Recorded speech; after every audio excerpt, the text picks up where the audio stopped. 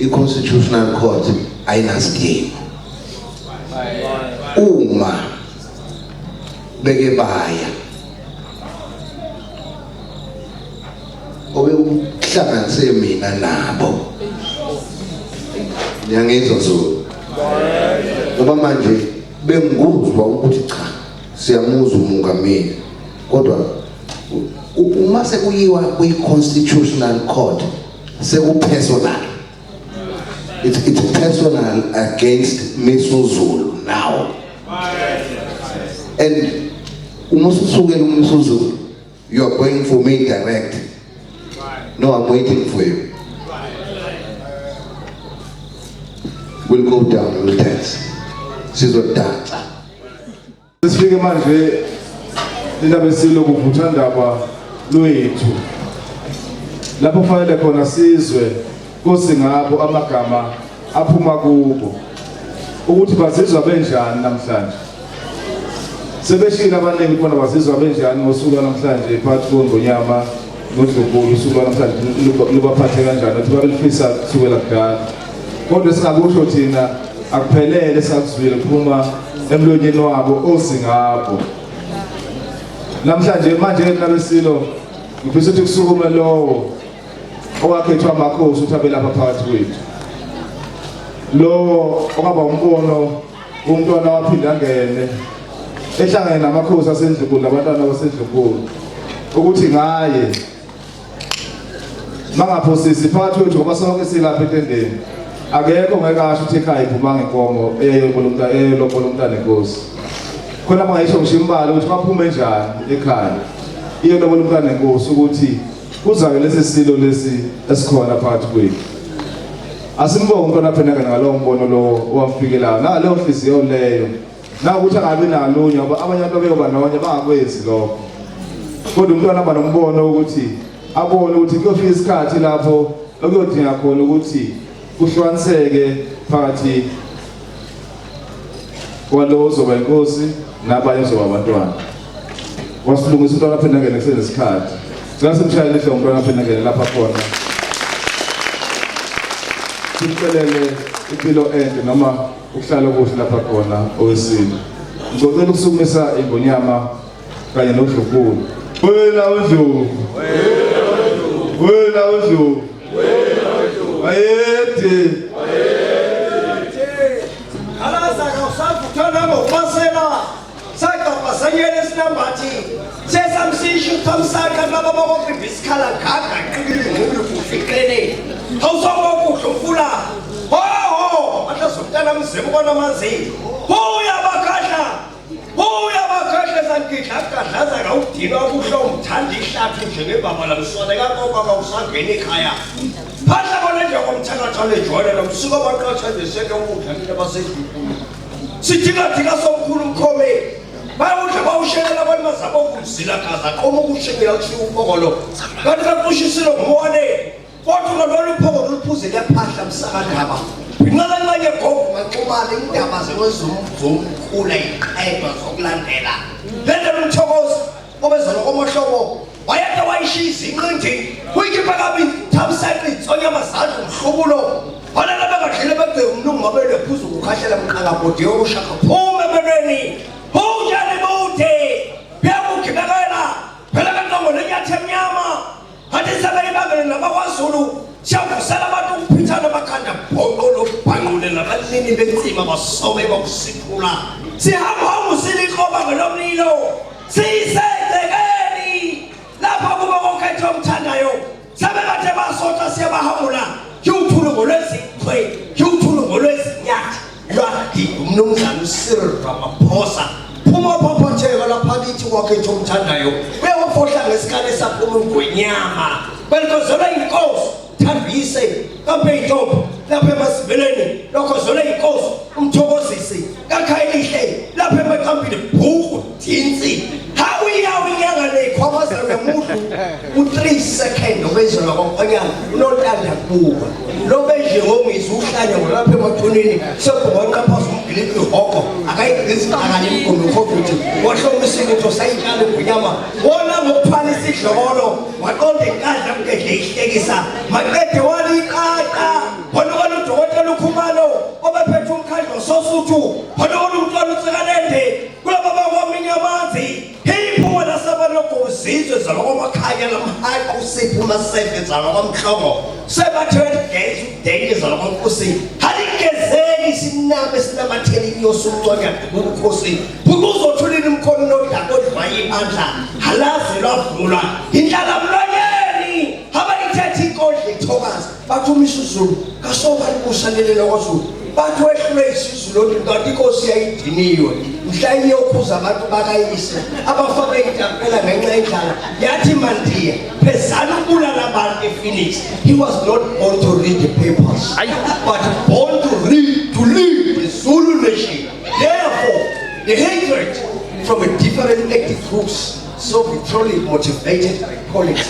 Mnini ibayongambizi yasabela kusabalizwe lonke khawuleza hlobo sakhe uyayifita imizi yabathulilindile kahle phumulu yasiva siva ukukhuluma kwakwena endlini mbe wohlula bosi sihluzile ezala kwajiyane wohlula umdimseni ezala kwantundi komo zehla zenyuka wela wendo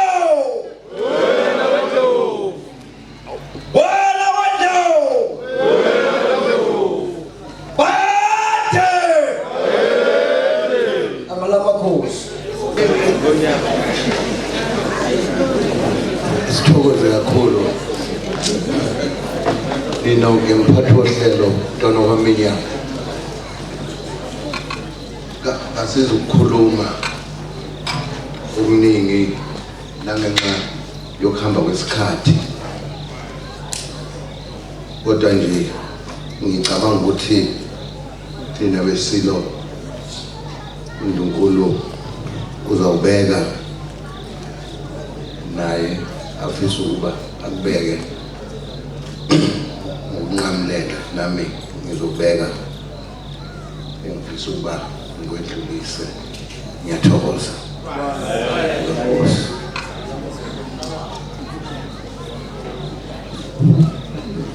Well, ngikhuleke kubantwana baseNdlovu, ngikhuleke emakhosini aseNdlovu,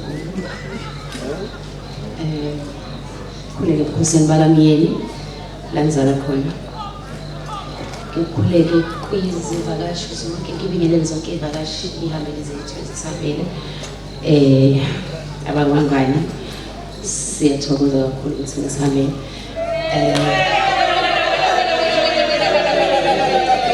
Iyo leyo ngifu siyabonga. Siyabonga kakhulu program director. Thank you so much.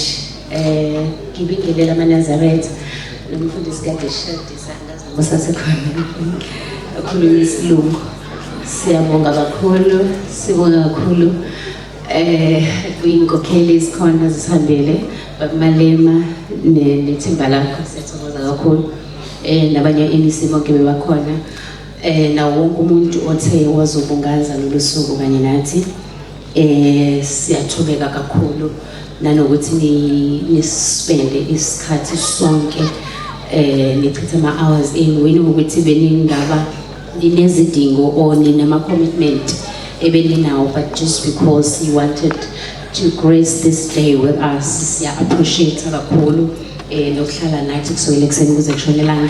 Ngithanda ukubonga kakhulu kumndeni wami abamyeni, ngiyabonga bomdolomba, ngiyabonga kubhuti wami, ngizalwa ney'nsizwa the most. Ungakhipha i-team yebhola uphinde ukhipha amasosha ukhipha ama-reserve, ngizalwa nje ney'nsizwa kakhulu. Ngiyathokoza kakhulu bomdolomba, ngiyabonga kakhulu nge-support, ngibonge kakhulu kubantwana kakhulukazi uMntwana kaNtuli nomndeni wakhe, ngiyabonga. Abantwana basoSuthu ngiyabonga kakhulu nge-support, uthando eninginikeze lona, ngiyabonga. Ngiyabonga Ndlunkulu, ngiyabonga kakhulu ngokungithanda, ngiyabonga kakhulu nje kakhulu ukubonga. Akukho okuningi esingakusho, sibonga kakhulu nokuthi amaNazaretha ekwazile futhi ukuzospenda lolu suku kanye nathi. Bese ngibonga kakhulu kumyeni wami.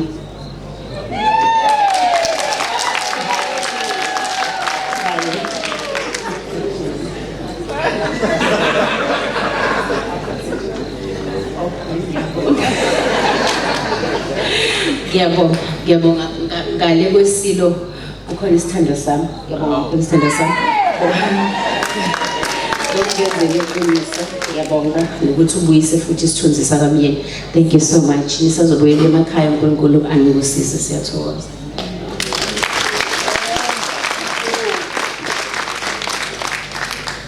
Siyathokoza Dlunkulu.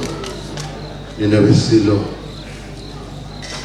umndeni Dlunkulu umkankosi Dlunkulu waLinduzulu. Ngiyathokoza ukuthi ube khona ukumelela bonke umkankosi nomntana Nkosi naye engasekho. Nina besilo usuku lwanamhlanje libaluleke kakhulu. Ngithokoza kakhulu ubo bonke abakhona la. Ngithokoza kakhulu omdolomba. Ngithokoza kakhulu isipho enthe nasiletha eDlunkulu. Kunento engifisa ukuba ngisaqhubeka ukuba nginikhulule kuyona. uDlunkulu ngobe khona nje ngobe efikile ela umkababa ugana ubaba wami.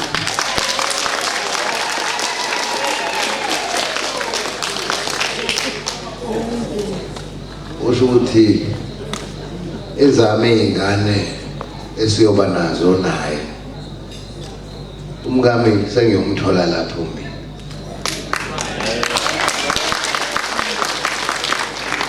Ngithokoza kakhulu bomdolomba lokhu sibambene njalo nonke enikhona. Ngithokoza kakhulu ukuzobungaza bakwethu iNdlunkulu amakhosi akhona. Ngithokoza kakhulu nabesilo ngokuhlukana kwezindlu amakhosi aseDlunkulu namakhosi nje onke ngokuhlukana kwezindlu. Ngithokoza kakhulu mongameli beyinhlangano abakhona.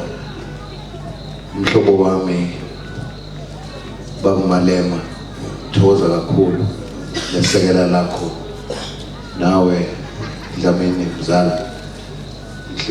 Ngihlezi ngithembe wena lapha ukuthi uzokubonela izinto zami. Ngithokoza kakhulu sihlezi sibambene nesupport engiyitholile kusuka nje ngene esihlalweni. Ngithokoza kakhulu ukuthi bethuka abantu abaningi.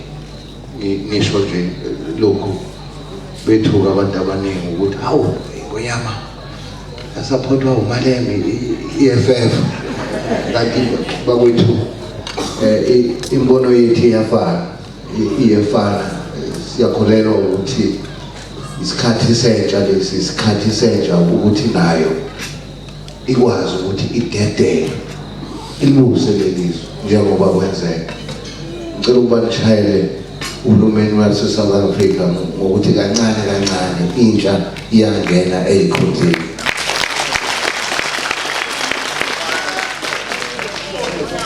Ngithokoza kakhulu seniqhubeka nabesilo. Usuku lwanamhlanje lube isibusiso kakhulu. Kube nezinto eziningi Mdolomba. Uthando lwami enginalo sobe lishinthe. Le nto engayibona ngahlula ukuyibamba.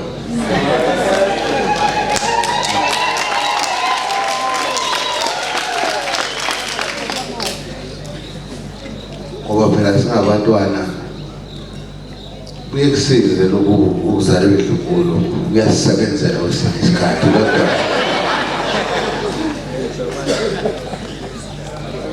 ngenhlahla ngiyathokoza Mnguni nangelilodwa ilanga akubanga lula kodwa ngagcine nguyinile. Ngiyabonga akushintshe lutho namanje usaqhubeka. uNkulunkulu igama engizolisho nje ngizothi ngiyabonga Jehova ngophefumulo wami ukuthi lesi sikhathi seze safika. Ngoba kwethu ukuhlala kulesi sihlalo uphethe amadoda aganiwe ungaganiwe wena buye kusabeka ukuthatha iqomo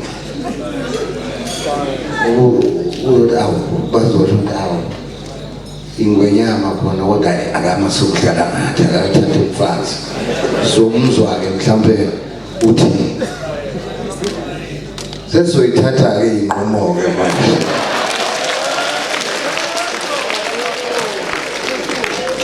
siyithathe singesabi ngicabanga ukuthi uzongibambisa Dlugu. Amen. Thoza kakhulu uManazaretha unyazi lwezulu. Sike sahamba saya phesheya einzukwini konke la kade sihamba khona. Bafike bangitshela bathi ngonyama ungahlukani nonyazi. Ungahlukani nonyazi. Iyethusa lento imibonwa ngabantu bangaphandle kweSouth Africa ukuthi kubalekile ukuthi uhlangane umhlathokozana ukuze izinto yilume. Ngiyathokoza nje ukuthi abahlobo bami abakhona eParliament bakhona. Mina ngiyazi ukuthi mase ngifike egcineni angakhali kakhulu ngalelizwe. Kodwa bondaba silapha nje siwumndeni asiphelele. Khona bangekho la engizalwa nabesiswini engabashiyela ibele. Ubuhlungu kuhlukana komndeni. Bathi abelungu i-divide and rule. Let's separate them so that we can conquer them. Because when they are united, they are too strong to defeat. Let's divide them in half so that they are weaker. Nabisilo nibhlungu bengithi mina impi yesihlalo naku sengize ngingena lo mgaqo lo bathi nje makuthiwa umongameli ubeqinisile ngesinqumo sokuthi indlu yamithi yona ngonyama awu ngathi ngamthinta uDlunkulu ngathi hayi asambe soshada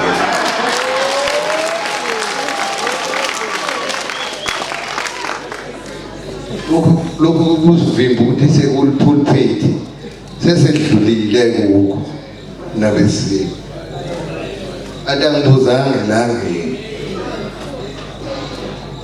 ngithele ngizwa bathi hawu sekhona i-constitutional court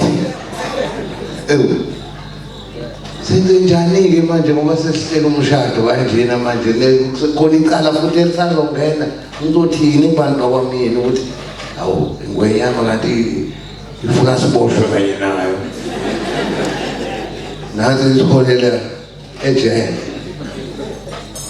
nabesilo ngifisa ukuba nazi ngubika namhlanje lokhu ngoba ngakuyilo lusuku i-constitutional court ayinasidingo uma beke baya obekuhlanganise mina nabo ngiyangizwa zulu ngoba manje bengikuzwa ukuthi cha siyamuzwa umongameli kodwa uma sekuyiwa kwi-constitutional court sekupersonal it's personal against Misuzulu now and umusukela uMisuzulu you are going for me direct no I'm waiting for you we'll go down we'll dance sizodansa uma ke wayiwa kwi-constitutional court kuphelile phakathi kwami nawe siyezwana nabeseli mawuthi khona abakhuluma nabo la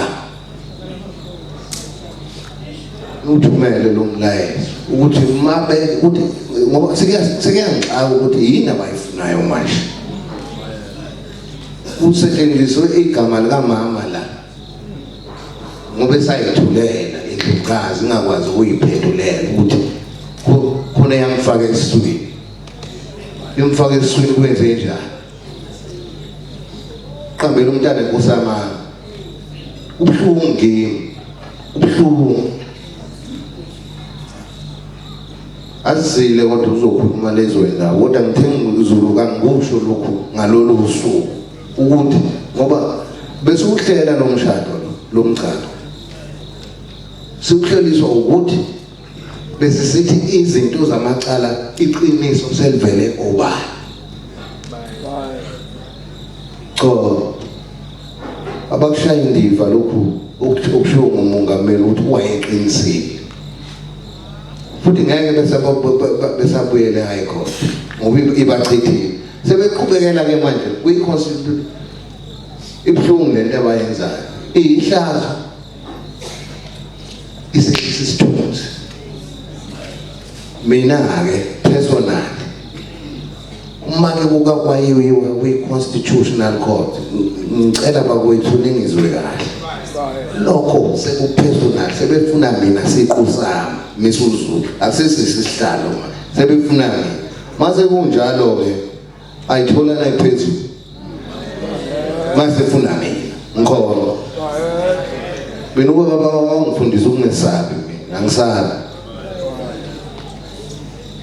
ilokho sizikamaGebe ngicela ukuba ngikudlulise ngoba sikhathele lokhu sihudu odakeni ngokungenasidingo umndeni awuphelele la ngoba sila ngiyacela umndeni kaZulu ubumbano kodwa laba baye enkantolo ngoba babili bathathu babili ababaningi phelile phakathi kwabo nabo mabeke baye constitutional court ngoba kayinasidingo ngoba sebeyuphikisa manje umthetho walelizwe ukuthi awushintsho bengobani bona ngoba imithetho iyavotelwa kulelizwe ukuthi mayiphase bona beyidlanzana abantu babili bathathu bathi akushintshwe ukuze kuvune bona into enjani leyo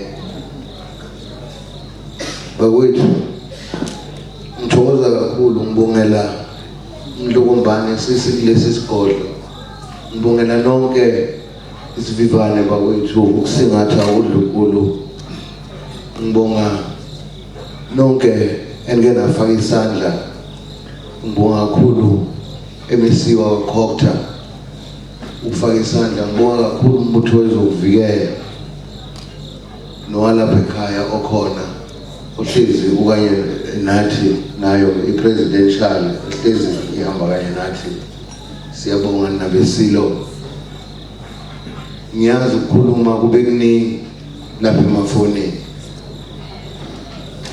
awu umameli uneyingane kunalokhu umuntu umthandele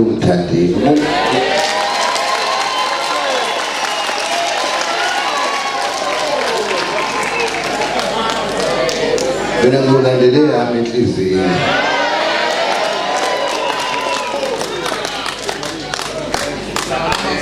mawuthi mhlawumbe omdolomba banginikeze mhlawumbe iphasele bengingalazi ukuthi njani malibheda ngizoyilungisela mina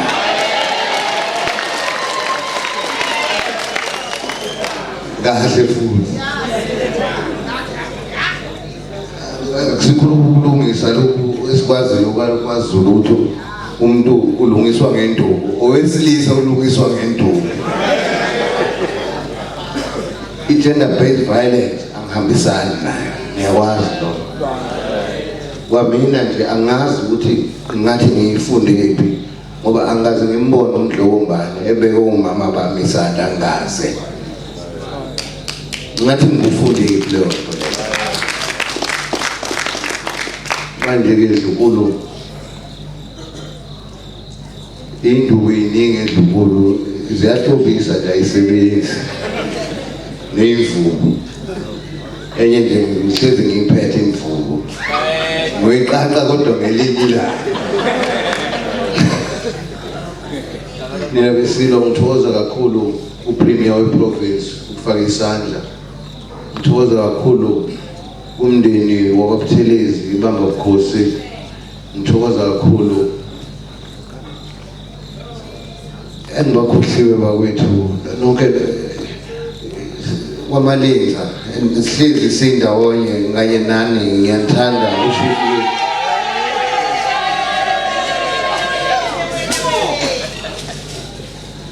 ngithokoza kakhulu uma uthi khona bakwethu esengibakhohliwe abafowethu odade umntwana wazi umntwana mukelile my beloved sister my beloved brothers umntwana bizwe ekhaya ngiyabonga kakhulu bondaba you represent all of them uba khona kwenu nosinethe ngithi bekade khona earlier thank you siyathokoza sithokoza kakhulu kunina nonke inkosi ayixolisi kodwa ngicela ukuxolisela ukupolitika ngenkantolo ingane engashawa bakwethu iyedelela ngiyathokoza inkosi inkosi Uhulumeni waKwaZulu Natal ulethe iParliament eVryheid okuthe ingxoxweni eyibekhona ungqongqoshe wezolimo kulesi sifundazwe umhlonishwa uThembeni kaMadlo Phamthethwa wayibophezela ekuvuseleleni ezolimo eZululand. Kule ngqongqoshela yaziwa ngokuthi ukuyisa umkhandlu kubantu abaholi bakahulumeni baphendula izikhalo zomphakathi mayelana nezinsizakalo ezifana nokulungiswa kwemigwaqo emibi, ukuswelakala kwemisebenzi kanye nokwehla kwezinga lezolimo. Ungqongqoshe uthe onke amadipha asehlinzekiwe ngemithi kwakhiwa namasho olundi kanti kuzolandela abaqulusi kulolu hlelo. Wathi uhulumeni uzovuselela amaphrojekthi ezolimo ngokunikezela ngemishini, okokubiya kanye nezinsiza zokukhiqiza kwezolimo. Ukhuthaza umphakathi ukuba ubheke ezolimo njengebhizinisi, ubhalise imfuyo namaphrojekthi awo ukuze uthole usizo kuhulumeni. Uphethe ngokukhumbuza abalimi ukuba balandele imithetho elawula ukuhamba kwezilwane ngenxa yesifo samatele esesisabalele ezifundeni eziningi kulesi sifundazwe. Konke lokhu kwenzela ukuba ezolimo zibe usikompilo.